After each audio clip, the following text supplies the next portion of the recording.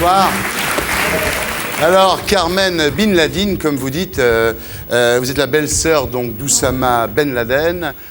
Pourquoi avoir pris Bin Ladin et pas Ben Laden? C'est comme ça que le grand-père de mes enfants l'écrivait. Ah. Et certains frères l'ont changé à sa mort. D'accord. Vous êtes bien Carmen Ben Laden? Oui. Comment réagissent les gens à votre nom? Hier, en venant à Paris, Ouais. le douanier m'a arrêté, Ouais. à regarder sur son computer, est allé derrière faire téléphoner. Et pour finir, il m'a laissé passer. Ouais, Mais d'accord. malgré que j'ai le passeport suisse. Ouais. Ce qui facilite quand même d'avoir le passeport suisse avec le nom Ben Laden. Ouais. Ce n'est pas tout à fait la même chose que d'avoir un passeport saoudien avec le nom Ben Laden. Vous avez perdu beaucoup d'amis après le 11 septembre? Je crois que je pense que ce n'était pas vraiment des amis alors. Ouais. Alors, vous apparteniez à une famille des plus prestigieuses d'Arabie Saoudite. Aujourd'hui, Ben Laden, vous êtes un petit peu devenu une sorte de paria, non? Oui, aussi, Ouais. entre autres. C'est difficile?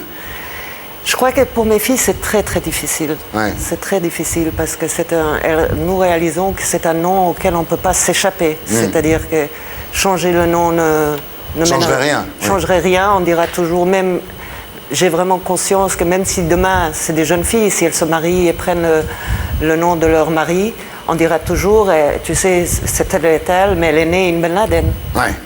Alors, votre fille Wafa a été accusée d'avoir été prévenue du 11 septembre et d'avoir retardé son retour à New York où elle vivait. Alors que votre fille, en fait, devait rentrer le 15 à Ma New York fille- et qu'elle n'a pas retardé son départ à cause du 11 septembre. Elle n'a pas été prévenue à l'avance, on Non, est bien ma fille d'accord. était Ouais. venue à Genève pour l'été Ouais. et elle était rentrée pour les vacances. Ouais. Alors, quand vous apprenez l'attentat du World Trade Center, vous êtes dans votre voiture, vous allez de Lausanne à Genève avec votre fille Wafa, justement. Un ami vous appelle de New York après l'impact dans la première tour du World Trade Center et avant l'impact du deuxième avion. Tout de suite, vous pensez que c'est Oussama Ben Laden, votre beau-frère. Non, vous savez, je me souviens très bien, la première, quand il m'a dit « Attends, il y a un autre avion et mon Dieu, il rentre dans la seconde tour ». Et ma première réaction, c'était « Mon Dieu, leur nom va être partout dans les journaux ». Ouais. J'ai pas pensé Oussama, j'ai dit « Mon Dieu, leur nom va être partout dans les journaux ». Alors j'étais vraiment inquiète. Alors, Carmen Ben Laden, vous publiez chez Michel Lafon Le voile déchiré, où vous racontez votre histoire, alors votre mariage avec l'un des frères donc d'Oussama Ben Laden, les 9 ans que vous avez passés en Arabie Saoudite dans le clan Ben Laden, vos rencontres avec votre beau-frère Oussama et votre combat pour fuir tout ça avec vos 3 filles. Alors on va prendre les choses par le commencement. Votre mère donc est issue de l'aristocratie iranienne. Elle avait mis sa famille devant le fait accompli en fait en épousant secrètement à Paris Monsieur Dufour, citoyen suisse rencontré à Lausanne pendant ses études. Il était quoi votre père, homme d'affaires? Oui. Ouais. Oui. Alors, vos parents se sont séparés quand vous étiez très jeune, hein, vous n'avez eu plus aucun contact avec votre père. Votre mère a pris soin de rendre ça tout à fait étanche, quoi. Voilà. Ouais. Voilà. Alors, votre mère, elle est née musulmane, mais elle n'était pas très pratiquante. Hein. Non. Elle faisait pas le ramadan, elle priait pas très souvent. Enfin, Non, vous avez pas non, été du élevée dans reste, la- quand je suis arrivée en Arabie Saoudite, je ne sais toujours pas Ouais. prier, je ne Ouais. savais pas prier. Ouais. Alors voilà, au printemps 1973, vous êtes à Genève, donc, où vous vivez à l'époque avec votre mère et malheureusement plus votre père. Alors il y a beaucoup de touristes saoudiens qui viennent à Genève pour l'été. Vous devez partir en vacances en Iran, dans la famille de votre mère, et votre mère sous-loue un étage de sa maison, donc pendant que vous n'êtes pas là, au frère d'Oussama Ben Laden, qui s'appelle Yeslam Ben Laden, donc, et puis vous tombez follement amoureuse de lui. Hein. Oui. Voilà.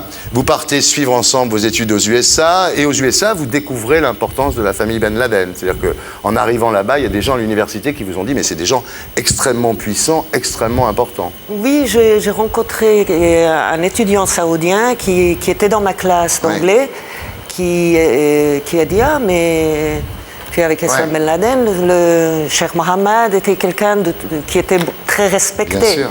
En Arabie Saoudite et qu'il avait beaucoup aidé. Et c'est là où j'ai réalisé, vous savez, à l'époque, personne ne parlait il n'y avait pas encore eu le choc pétrolier. Dans une Arabie Saoudite qui n'était pas l'Arabie Saoudite actuelle, il était plutôt prestigieux aux yeux des Saoudiens. Alors le mariage a lieu en Arabie Saoudite, vous auriez préféré Genève, mais vous n'avez pas gain de cause. Et là, en arrivant, vous découvrez l'abaya, c'est-à-dire qu'on vous habille de l'abaya. Alors vous vous en rendez pas compte, mais vous regardez votre sœur Salomé et vous découvrez qu'en fait, on voit même pas ses yeux, quoi, que c'est complètement... Non, on voyait rien. C'était... Ouais. Et j'avais pris le voile à la manière iranienne et je l'avais fait à Genève et c'était vraiment très épais et très opaque. Oui, oui. Et oui, mais le voile, c'était au début pour moi, c'était quelque chose d'amusant. C'était quelque chose, vous savez, comme moi, je porte le voile. Quand je suis arrivée, Yeslam m'avait dit qu'il n'y avait rien, pas de théâtre, pas de librairie, pas de cinéma, pas de restaurant. Et de l'entendre, vous dites, ah bon, tiens, il n'y a pas. Mais vous ne l'imaginez pas. C'est quand vous êtes sur place que vous imaginez qu'est-ce que c'est vraiment.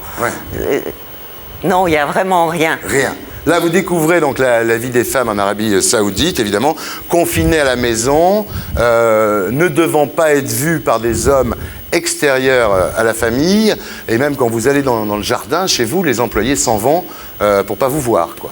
Bien sûr. Vous savez, ma belle-mère avait un chauffeur, parce que bien sûr les femmes ne conduisaient pas en Arabie Saoudite, qui l'amenait d'une maison à l'autre, et le chauffeur n'avait jamais vu le visage de ma belle-mère. Alors que vous, en fait, après quelques temps, le chauffeur voit votre visage. Parce que, oui, après, ça c'était bien plus tard. Bien plus tard, tout à fait. Alors voilà, donc une drôle de vie avec les journaux qui arrivent caviardés, avec des traits noirs à cause de la censure. À cette époque-là, la première fois que j'étais en Arabie Saoudite, il n'y avait même pas les journaux. Ah oui. Alors là-bas, tout est péché. Hein. La promenade, c'est un péché. La musique, c'est un péché. La danse, c'est un péché. Alors heureusement, votre mari ne vous traite pas comme ses frères traitent leurs femmes. Et effectivement, vous participez à l'époque à un semblant de modernisation en Arabie Saoudite. On allait encore dans les supermarchés voilés et tout, et je me suis toujours demandé, par exemple, comment... parce que je sortais du supermarché, mon chauffeur savait, il venait exactement se mettre à côté de moi, et j'étais sous la voile. Et comment ils vous connaissaient? Oui, c'était vraiment... surprenant pour moi. C'est surprenant. Alors ça, c'était avant la chute du Shah d'Iran et l'arrivée de Khomeini donc, à Téhéran. Après, il y a eu un véritable retour en arrière. C'est-à-dire, vous dites que les femmes ont été obligées de porter non seulement des abayas, mais des bas noirs sous les abayas pour pas qu'on voit un petit bout de leur chair. Ce qui était obligatoire, c'est-à-dire en dehors c'était que les metavois, la police religieuse, où ils avaient été peut-être une année plus tôt un peu plus laxistes, c'est-à-dire qu'ils ne nous faisaient pas sortir des magasins au moment des prières. J'ai senti un certain laxisme à ce moment-là. De nouveau, on nous faisait ressortir des magasins, les magasins étaient fermés, on devait rentrer dans les voitures. À l'heure de la prière, les magasins devaient être fermés, les gens devaient prier. Encore maintenant, en Arabie Saoudite, à l'heure de la prière, les magasins se ferment, les gens sortent. Et en général, vous savez, vous attendez dans les voitures. En tout cas, moi, j'attendais dans la voiture avec mon chauffeur jusqu'à un quart d'heure, jusqu'à que la prière se termine, et je retournais dans le magasin. Alors, à ce moment-là, vous découvrez que vos filles subissent des influences néfastes. Par exemple, vous découvrez que sur un cahier, on leur a fait écrire « Je hais les Juifs, j'aime la Palestine ». Oui. Alors vous êtes choqués évidemment par ça. Je suis allée à l'école. Oui, vous êtes allée à l'école, c'est très bien. Je suis allée à l'école et je leur ai demandé si mes filles prenaient des cours de géographie, parce que ma femme avait 7 ans. Elle m'a dit non, on donne les cours de géographie à 10 ans. Alors j'ai dit, si j'appelle ma fille et je lui demande de me montrer sur la carte la Palestine, est-ce qu'elle saura où c'est? Elle me dit non, à 11 ans, je vous dis à 11 ans. Donc on lui apprenait à haïr quelque chose qu'elle n'arrivait même pas à placer sur la carte, votre fille. Voilà. Donc vous allez voir la directrice de l'école qui vous dit vous n'y comprenez rien, de toute façon vous êtes une étrangère. Et cette phrase terrible, elle vous dit est-ce que votre mari est au courant de votre démarche? C'est-à-dire que c'est pire que tout. Elle n'avait plus d'arguments avec moi parce que je me suis... comment dire, j'ai essayé de lui expliquer que je ne voulais pas que mes filles haïssent quelqu'un sur la base de leur religion. Et je lui ai même dit, si un jour, je peux à la rigueur accepter que ma fille haïsse quelqu'un, mais je voudrais qu'elle ait au moins une bonne raison. Et là, elle me dit, à court d'arguments, elle se retourne vers moi, elle me regarde comme ça, elle dit, est-ce que votre mari est au courant ici? Et j'étais furieuse. C'est terrible. Je lui ai dit, écoutez, mon mari va vous téléphoner. Je suis rentrée à la maison et j'ai dit à Yassalam, si tu n'appelles pas cette personne, je ne resterai pas ici. Et il a téléphoné. Alors vous finissez par partir de là-bas en 85, vous installez en Suisse. Donc votre mari, vous le sentez un petit peu s'éloigner de vous à ce moment-là. Et vous découvrez qu'il vous trompe. Oui. Un soir, vous baladez dans Genève avec votre voiture et vous le voyez sortir avec sa secrétaire de son bureau, quoi. Oui. Ouais. Je crois que ça peut arriver, ça, mais c'est sa réaction plus tard. C'est-à-dire que sa réaction m'a fait penser beaucoup plus à une réaction d'un homme saoudien qui c'était très normal. Ouais. Bon. Ouais. Alors, vous n'êtes plus jamais retourné en Arabie Saoudite depuis, Carmen? Je ne peux pas retourner. Vous ne pouvez pas, parce que comme votre mari vous a accusé d'adultère, là-bas, c'est passible de la peine de mort. Je sais qu'en Arabie Saoudite, et ça je le sais, il n'a pas besoin de moi pour divorcer. Alors j'assume qu'il m'a accusé d'adultère. Vous vivez de quoi aujourd'hui? J'ai une pension alimentaire qui a été... Je suis ce qu'on appelle en Suisse en mesure provisoire, c'est-à-dire que le juge me donne pour subvenir à mes besoins. Ouais. Pas beaucoup? Pour vivre, non. Non. Par rapport à ce que gagne son pilote, c'est pas beaucoup. Non, exactement. Ouais. Alors, votre mari a beaucoup d'argent, il a quand même énormément de sociétés offshore, vous dites 75, et c'est quelqu'un qui est quand même lié au commerce international, aux flux financiers internationaux d'une façon un petit peu opaque. Il a d'ailleurs tenté de faire interdire en Suisse un livre qui s'appelle « La vérité interdite » de Desquier et Brizard, qu'on a reçu ici l'année dernière. Et puis le juge Van Ruynbeck a fait perquisitionner sa villa cannoise, s'appelle La Bergerie, sur une enquête donc de blanchiment d'argent. Est-ce que vous pensez qu'à travers ces circuits financiers un petit peu opaques, donc la famille Ben Laden et votre mari, entre autres, continuent à soutenir financièrement Oussama Ben Laden? Je pense qu'il y a énormément de gens en Arabie Saoudite qui soutiennent tous les causes islamistes. Ouais. Je ne pense pas, vous savez, je ne suis pas en train de dire que si Oussama ou quelqu'un comme Oussama vient dire j'ai besoin d'argent pour faire sauter une ambassade, on va lui donner de l'argent. Mais s'ils viennent et ils disent, vous savez, je vais faire 3 ou 4 madrasas ou 3 ou 4 mosquées ici ou là, on va lui donner. On va lui le donner. Bon. On ne va pas hésiter à lui le donner. On ne va pas regarder ce qui fait du pognon. Vous dites dans votre bouquin qu'il est très, très proche d'Abdallah, qui est le prince héritier d'Arabie Saoudite. Ça, c'est une chose que mon mari me l'a dit, je me souviens très bien, mais je ne dis pas que toute la famille royale le soutient. Mais je pense que il y a des membres de la famille royale qui sont tout à fait d'accord avec Oussama. Du reste, vous savez, pour beaucoup d'Arabes, j'ai eu l'occasion de parler, ils disent que la preuve qu'Oussama a été impliqué dans ces attentats n'existe pas. Et quand ils partent de cette base-là, ils disent, bon, les Occidentaux l'accusent sans preuve. Mais il a revendiqué quand même.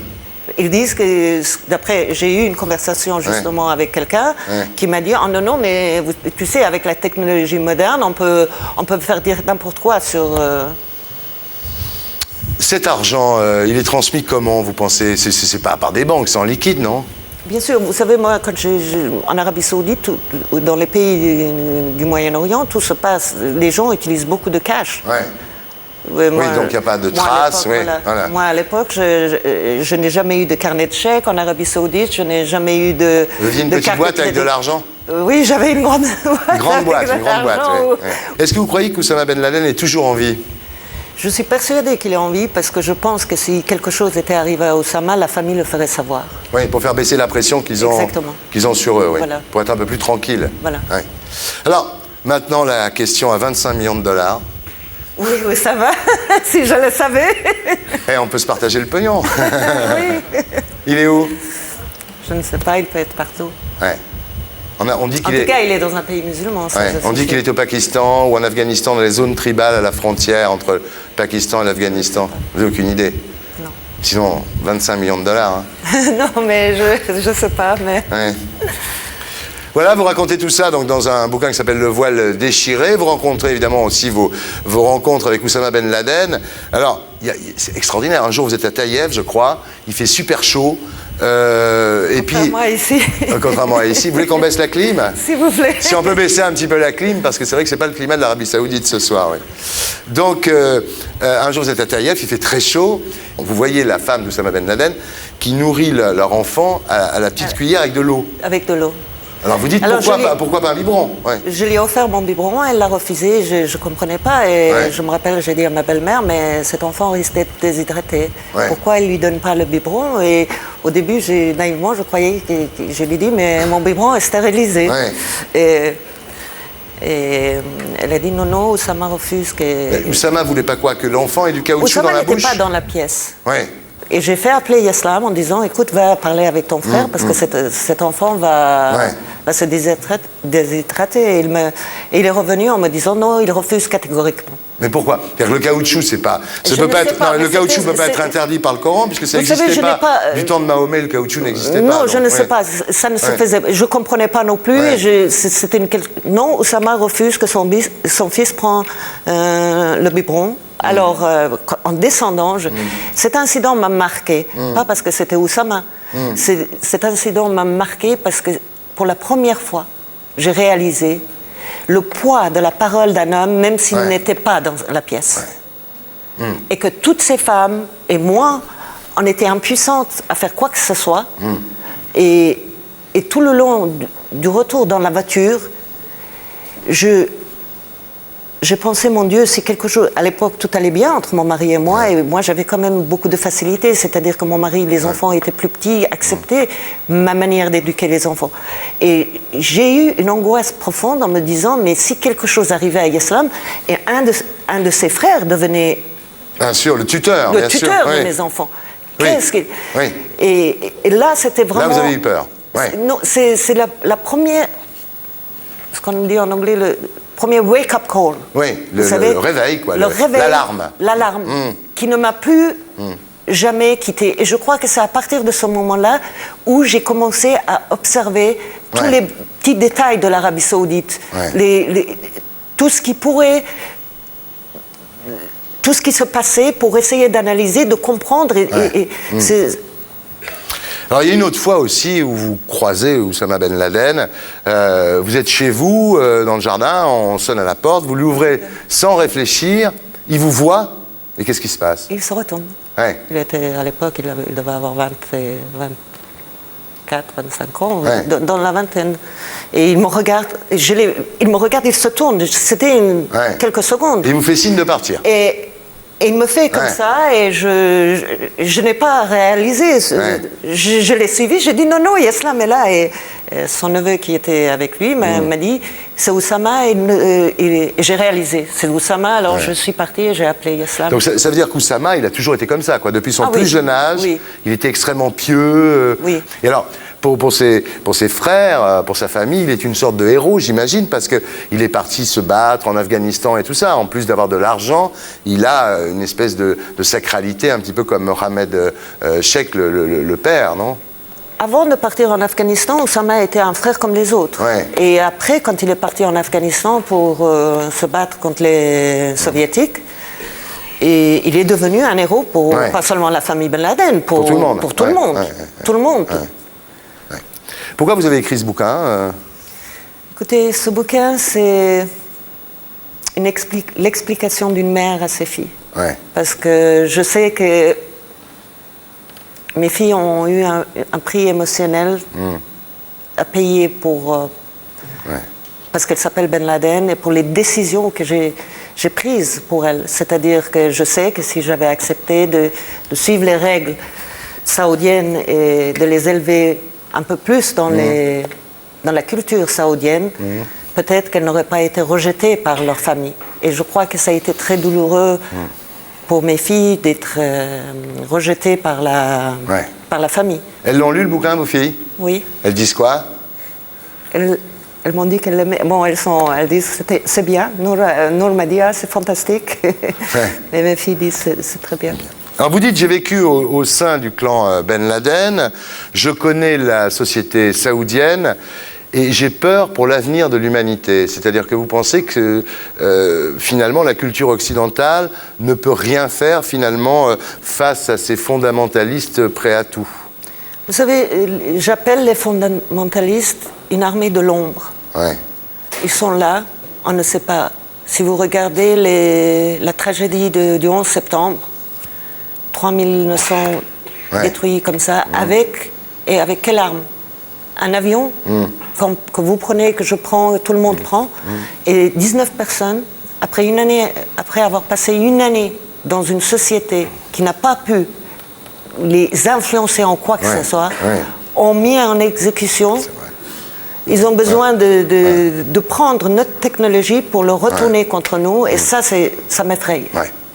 Vous croyez en l'islam modéré?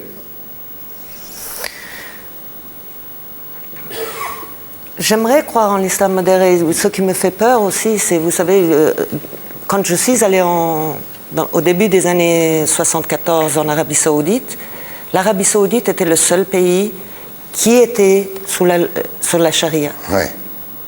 Et quand je regarde tout ce qui s'est passé, malgré toute cette évolution qu'il y a eu dans le monde, de plus en plus de pays demandent, et ça m'effraie. Vous voyez, alors oui, je crois qu'il y a... Parce qu'autrement, ça serait terrible s'il n'y avait pas un islam modéré. Bien sûr. Vous pensez quoi de la querelle du voile à l'école en France? Écoutez, je trouve que je ne peux pas accepter qu'on ait à accepter le voile ici. Parce que, vous savez, si vous réalisez, en Arabie Saoudite, par exemple, ils ont une moitié de la population qui est étrangère. Ils ont beaucoup de Philippins qui sont de religion catholique. Il n'y a pas une seule église pour eux. D'accord? Et quand je vois excusez-moi, ces femmes qui descendent dans la rue et qui revendiquent le port du voile dans une société laïque et qui veulent que nous, on oublie notre culture à nous. Et où étaient ces femmes quand il y a encore pas si longtemps, il y a 3 ans, le régime taliban était en train d'opprimer leurs sœurs? Pourquoi elles ne sont pas descendues et avoir les mêmes revendications pour un régime qui opprimait? Carmen, oui. Vous pensez quoi? Vous pensez que les Français, disons les Européens, les Occidentaux, peu importe, vous pensez qu'ils sont trop finalement faibles face à ça? Vous pensez que ici, le côté République, chacun fait ce qu'il veut, ça leur donne trop de possibilités? Je pense qu'on doit être vigilant qu'ils n'utilisent pas notre indulgence pour imposer leur intolérance. Voilà, Carmen Ben Laden, donc le voile déchiré, c'est chez Michel Lafon. Merci beaucoup d'avoir été avec nous et d'avoir choisi Tout le monde en parle. Et pour être sûr de ne rien rater de Inarditube, abonnez-vous et mettez un pouce bleu.